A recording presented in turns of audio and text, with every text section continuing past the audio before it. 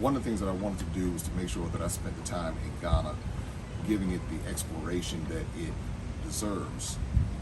And I'd done the normal tourist locations in Accra and went to Kumasi, and so that's normally in Cape Coast. It would normally be where I kind of hung out. But on this particular trip, I decided that I was going to go to Tamale, and now I'm in Takoradi.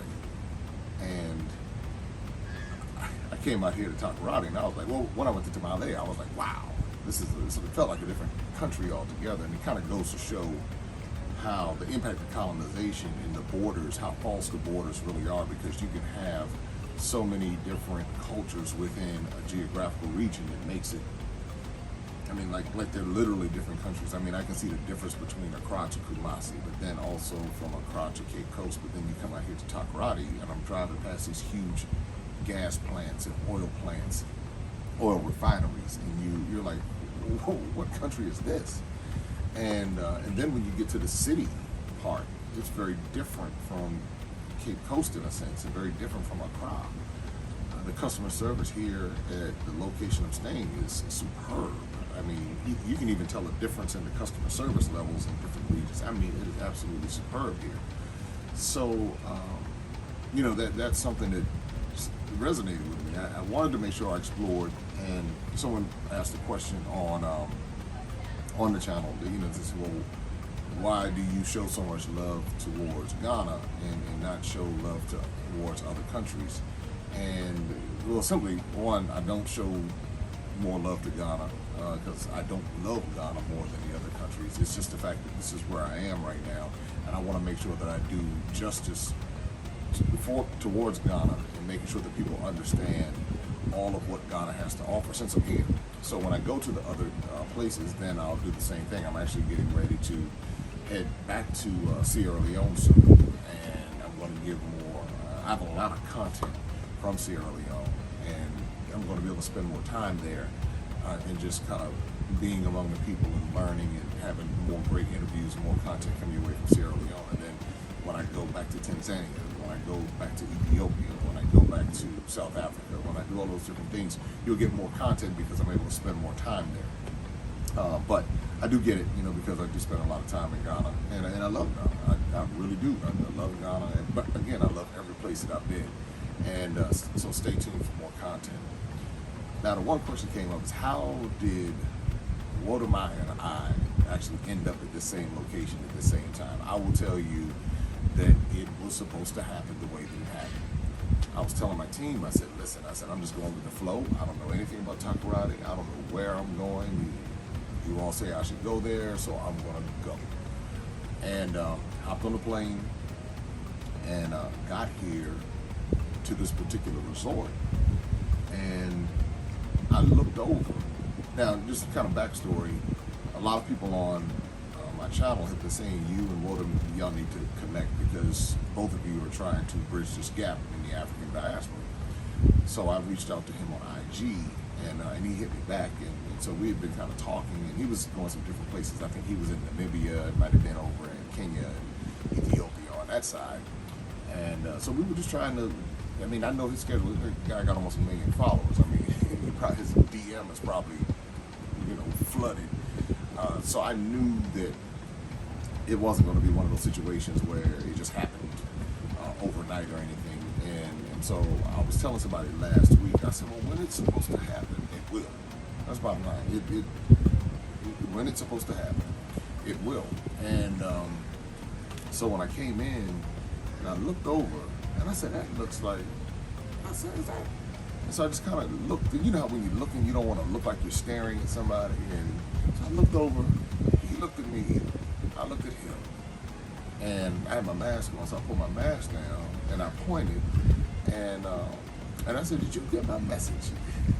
He looked at me, he looked at me like he recognized me, but at the same time, he was kind of like, who is this guy? And so so he was like, no. He said, well, what do you show me? So I sent him a message when I was talking to Ron and Wally, and I pulled it up on IG, and he heard what they said to him. He was like, oh, he said, man, he said, if I did not see you right now, I would have never got that message.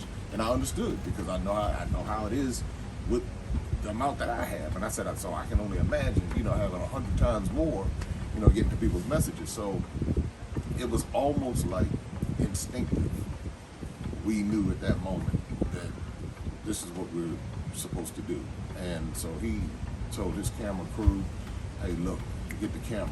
let's work this out right now. Let's make this thing happen. And that's when it happened. So I look forward to being able to share the interview that I did with him, and I look forward to him sharing the interview that he did with me. And hey, we'll see where it goes. I mean, it's one of the things that I realize is that when you're going with the flow of what you're supposed to do, all of the pieces come together in the time that they're supposed to come together. You don't have to manipulate anything. You don't have to manufacture anything. It just happens when it's supposed to happen. And that was one of those moments, because I have no clue about Takaradi. I didn't even know that this was his home area or anything like that. And so it's when you're in the lane that you're supposed to be in, whatever's supposed to happen is supposed to happen.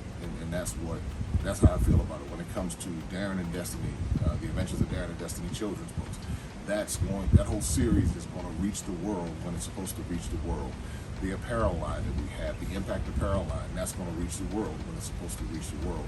And I just encourage people to just go with the flow. It's bigger than a financial payoff. The payoff is really being able to watch people transform on both sides, meaning the mentalities, us learning about each other's cultures, us having these conversations that we need to have to dispel the lies and dispel all of the stuff that has been peddled to us through mass media, through culture, through lies and manipulation, through education, through the different religious systems that have been put in place to make sure that we don't learn about certain things, or it's covered up, or something designed to change the way that we naturally will respond to something. So all of this is a part of bridging that gap, and that's what makes this work so well. So anyway, that's I look forward to again sharing the interviews that I did with him. I've reached out to some other. Shout out to my man Cole Black to Africa. He hit me up on one of my videos. So we're definitely getting out there and looking forward to being able to just connect and reach more people. Oh, this is the last thing, and this is what I gotta send a shout out to my folks, Mark and Latasha Blanton down in South Africa, because I am new to this whole YouTube space, meaning like really being aggressive with it, creating content and pushing content out there. That just wasn't my thing, and organically we had we had several thousand people, but it was just kind of like, yeah, we're here, and that was that. But when I was in South Africa and did an exit interview with Mark, and we went downstairs we were staying at the Marriott, and so went downstairs and did this interview, and I watched the impact that the interview had, and I was like, I didn't realize what the impact the interview had for just in general, just the interviews that they would do. And I said, I think I want to start doing more of that. Let me just keep putting stuff out there. So that's when all of a sudden, because somebody asked the question, where did this Jay Cameron come from? He's getting interviews with everybody. What's going on? What's happening? Somebody put that on one of the videos. And it was really sparked by my visit with Mark and Natasha down in South Africa.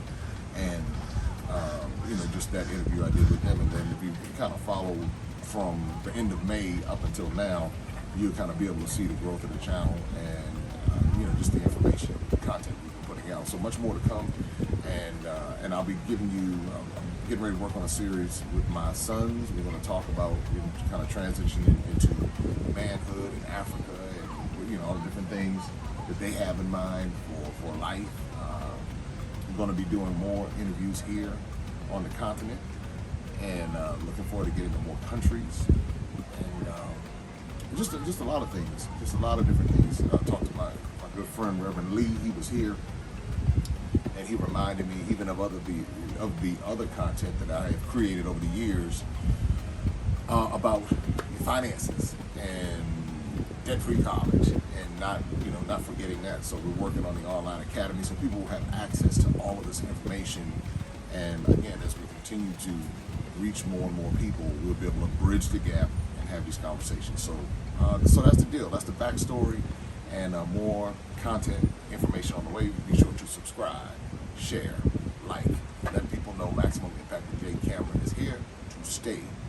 On the way, much more to be able to educate, inspire, and if ever you're looking to come to visit Ghana or one of the countries that we serve, it is a part of the African diaspora. Make sure you check out MaximumImpactTravel.com. Check out DarrenandDestiny.com to pick up your books, and we'll see you soon.